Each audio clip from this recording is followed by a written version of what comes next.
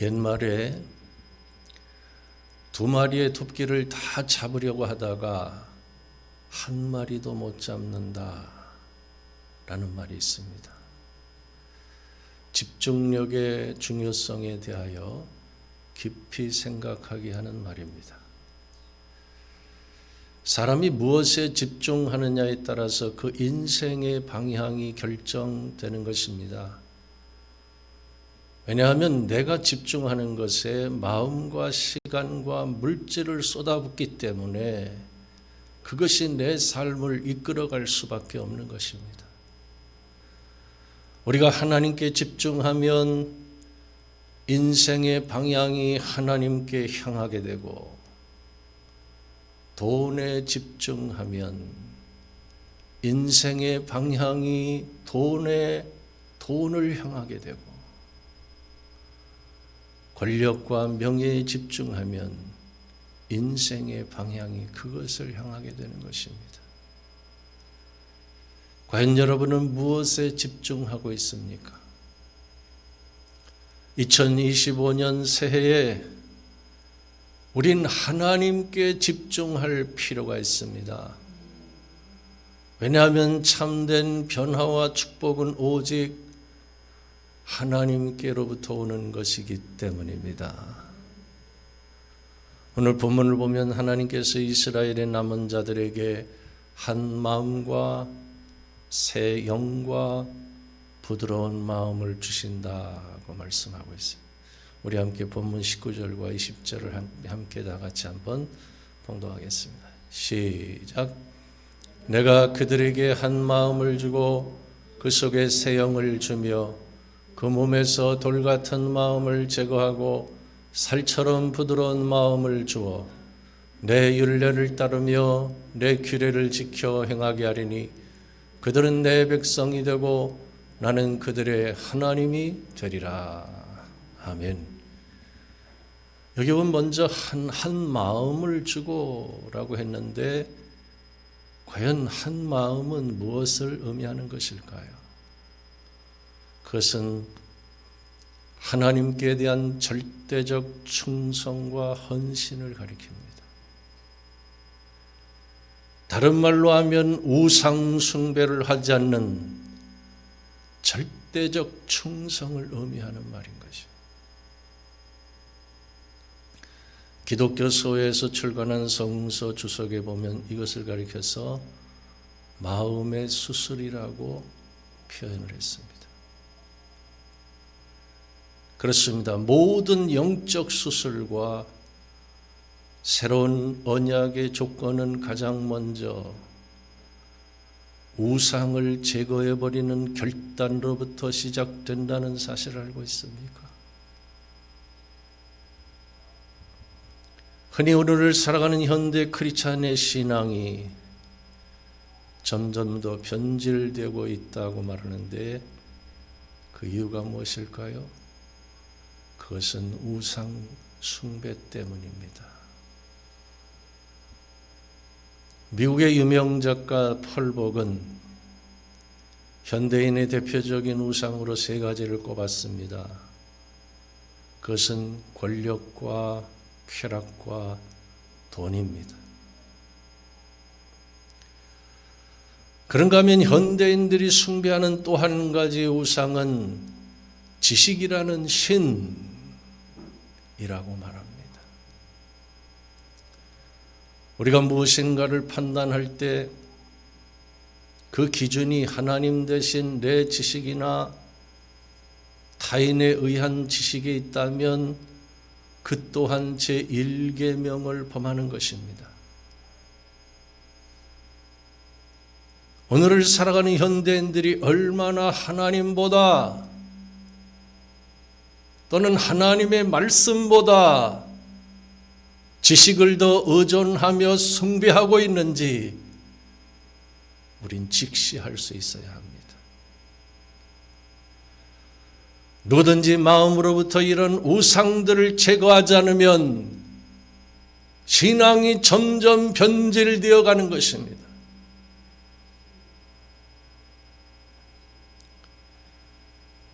과연 오늘 여러분이 마음으로부터 제거해야 할 우상이 있다면 그것이 무엇입니까? 성경에 보면 야곱이 어느 날 큰 충격을 받으며 위기의식을 느낀 적이 있었습니다. 사랑하는 딸 디나가 새로운 도시에 대한 호기심 때문에 혼자서 세겜성으로 나갔다가 강간을 당하고, 두 아들인 시므온과 레위가 거룩한 선민의 표식인 할례를 이용하여 세겜의 남자들을 다 살해했기 때문입니다. 그런 위기의 순간 하나님이 야곱에게 찾아오셔서 말씀하시기를, 너는 일어나 베델로 올라가서 제단을 쌓으라 하고 하셨어요. 그렇습니다. 위기의 순간 하나님께서 야곱을 찾아오셨습니다. 그때 야곱이 자기와 함께한 모든 자에게 명령합니다. 너희 중에 있는 이방 신상들을 버리고 자신을 정결하게 하고 너희들의 의복을 바꾸어 입으라. 우리가 일어나 베델로 올라가서 제단을 쌓으려 하노라. 이것이 바로 오늘 본문에 하나님께서 주시는 한 마음인 것입니다.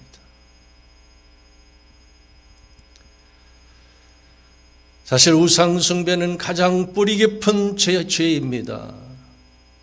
버리고 싶어도 좀처럼 버려지지 않는 죄입니다. 그것은 습관적인 나만의 은밀한 가장 뿌리 깊은 죄이기 때문에 그것은 하나님께서 끊어주셔야만 한다는 사실 혹시 여러분 알고 있습니까? 위기의 순간 하나님께서 야곱에게 찾아오시고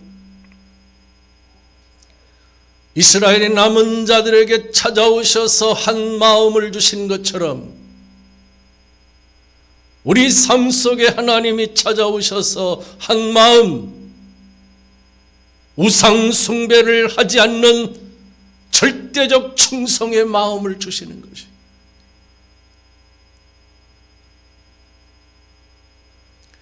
어느 날 하나님께서 숨겨져 있던 뿌리 깊은 죄를 낱낱이 드러내십니다.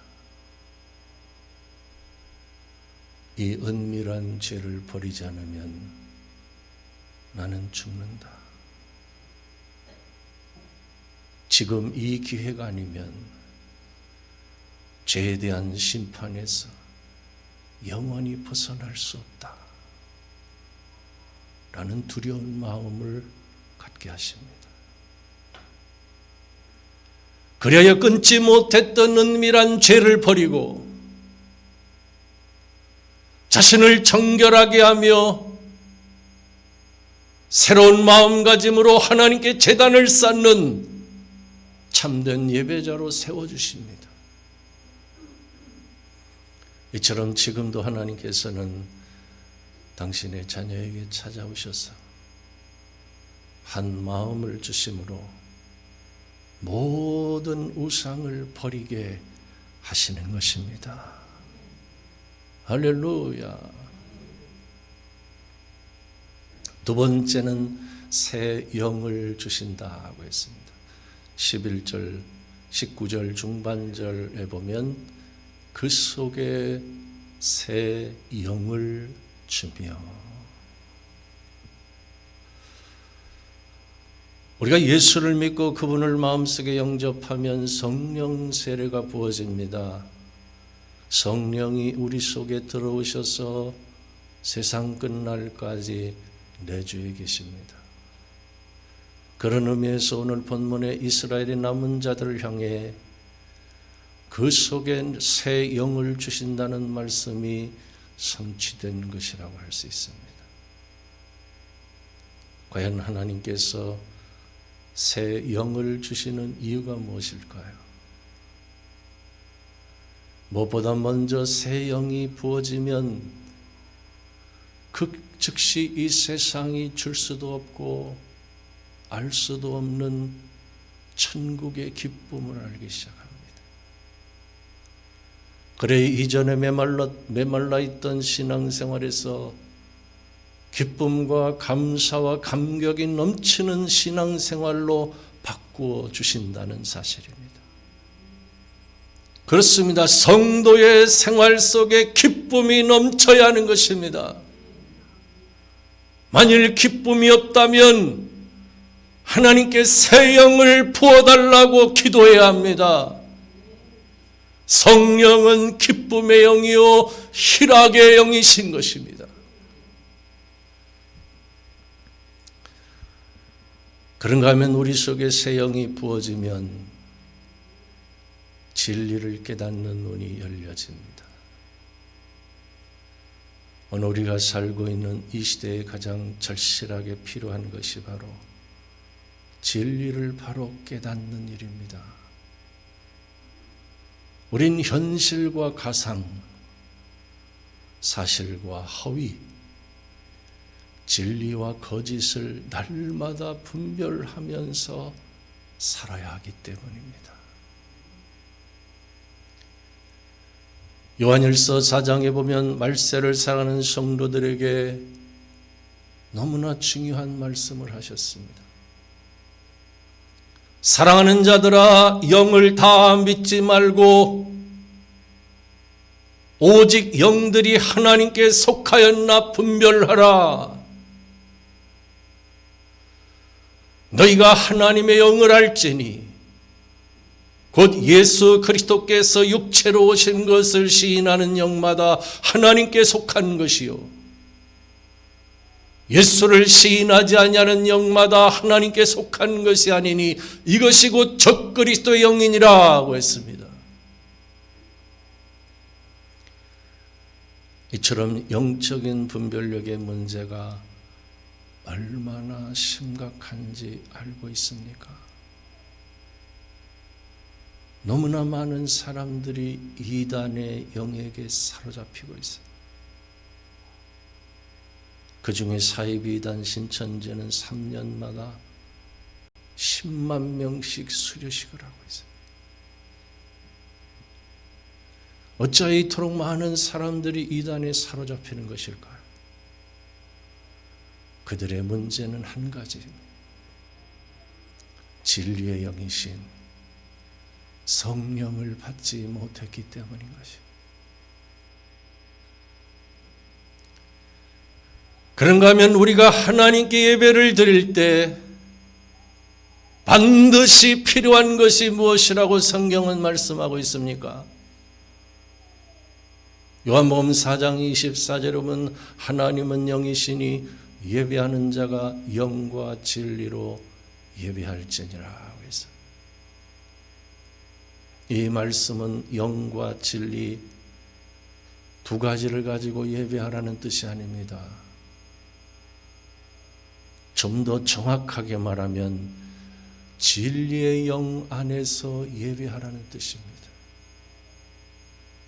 요한복음 16장에 진리의 성령이 오시면 그가 너희를 모든 진리 가운데로 인도하시리니 라고 말씀한 것처럼 진리로 이끄시는 영 안에서 예배하라는 뜻인 것입니다.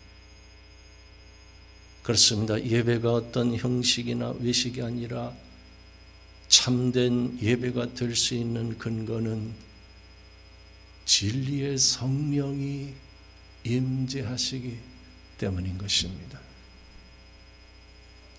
그러므로 개혁주의 신앙의 핵심이 무엇인 줄 아십니까?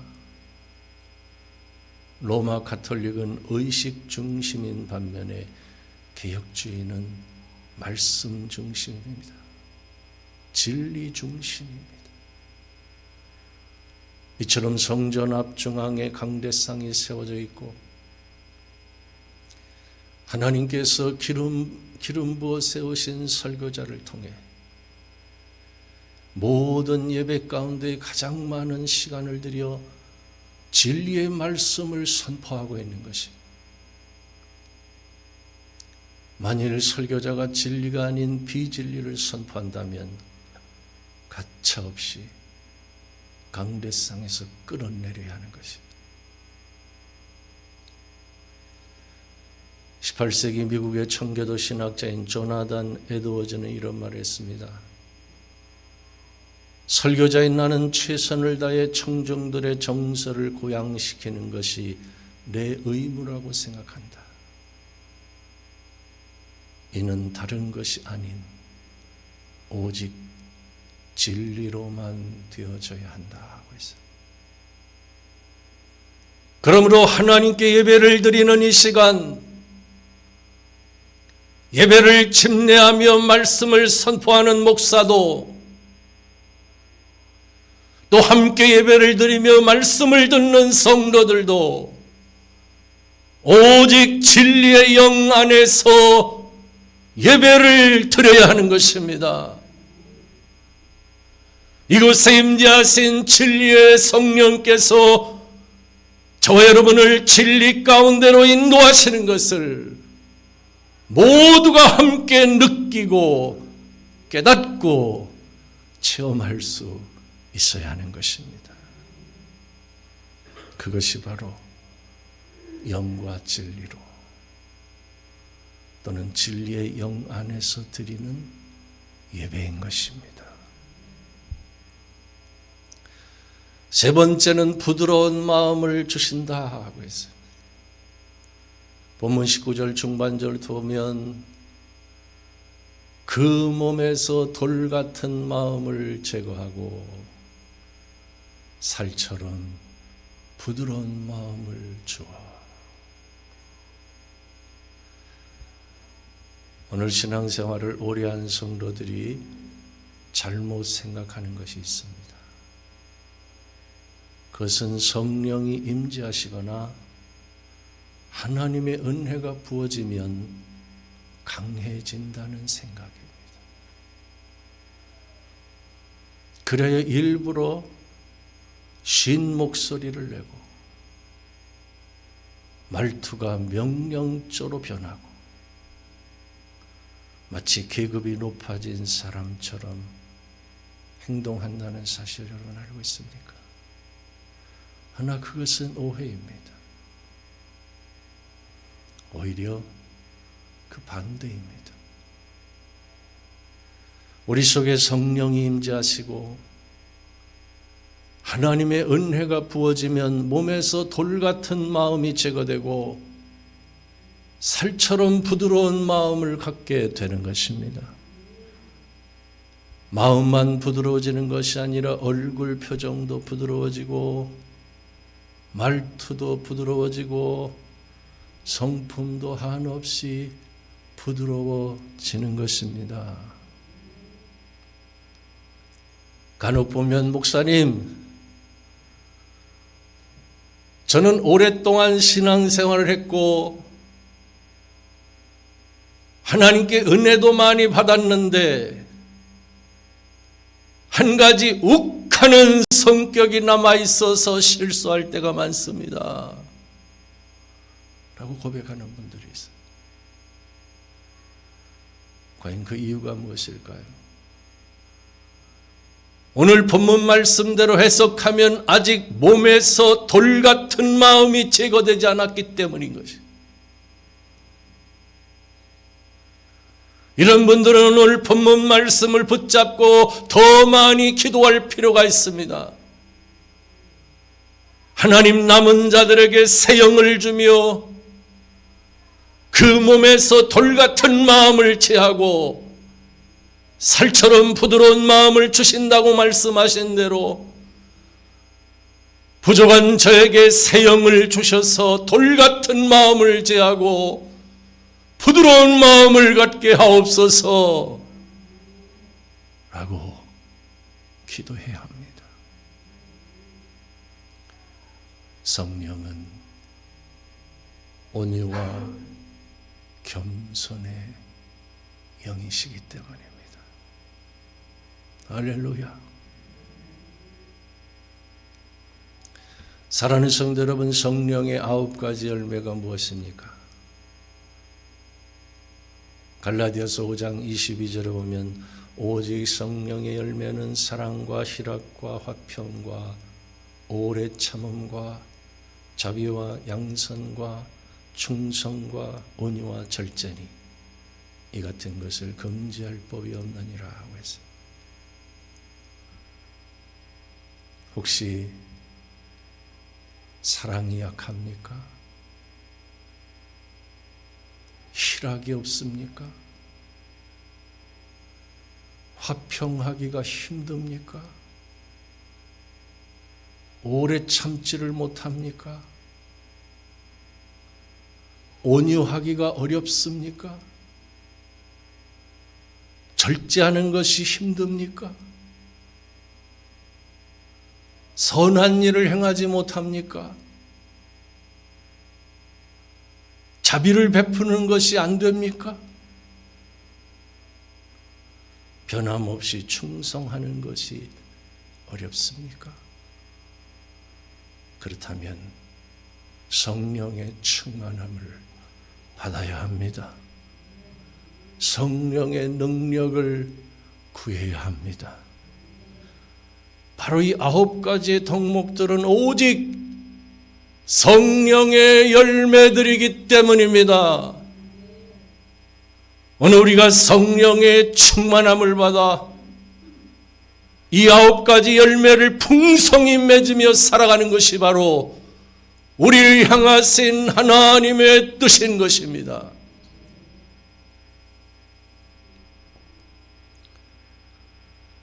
끝으로 하나님께서 남은 자들에게 한 마음을 주고 그 속에 새 영을 주며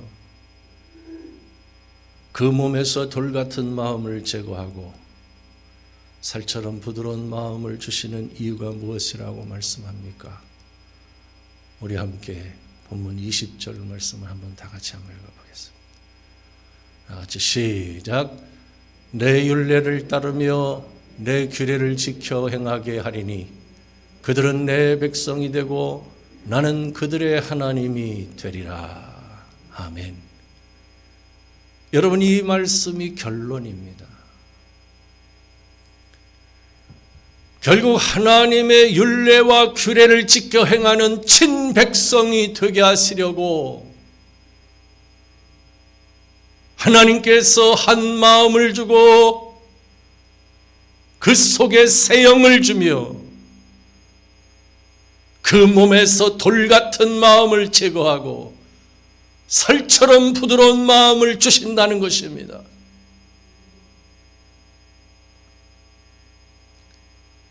그렇습니다. 이것이 바로 마지막 날에 약속하신 새 영을 부어주시는 목적인 것입니다. 우리 속에 새 영인 성령을 부어주셨기 때문에 우리가 성령을 힘입어 하나님의 말씀을 지켜 행할 수 있게 된 것입니다. 그런데 한 가지 문제가 있습니다. 우리가 예수를 믿고 한번 성령세를 받으면 언제든지 말씀을 지켜 행할 수 있는 것처럼 착각하기 쉽다는 사실이에요. 그러나 진실은 그렇지 않습니다. 우린 그날 그날에 필요한 성령의 능력을 받아야 하는 것입니다. 날마다 성령의 충만을 받은 자들이 죄를 이기고 말씀을 지켜 행할 수가 있는 것입니다. 우린 끊임없이 성령의 능력을 구하고 성령의 충만을 받아야 하는 것입니다. 더 나아가 새 영을 주시는 궁극적인 목적에 대하여 성경은 이렇게 말씀합니다. 사도행전 1장 8절에 오직 성령이 너에게 임하시면 너희가 권능을 받고 예루살렘과 온 유대와 사마리아와 땅 끝까지 이르러 내 증인이 되리라 하시니라. 이처럼 새 영인 성령을 부어주시는 궁극적인 목적은 지역 전도와 세계 선교를 통해 잃어버린 영혼들을 구원하는 데 있는 것입니다. 오늘 설교를 듣는 여러분 모두가 2025년 한 해 동안 하나님께서 부어주신 새 영인 성령을 의지하여 풍성히 열매 맺는 성도들이 됐을 수 있기를 주님의 이름으로 축원합니다. 기도하겠습니다.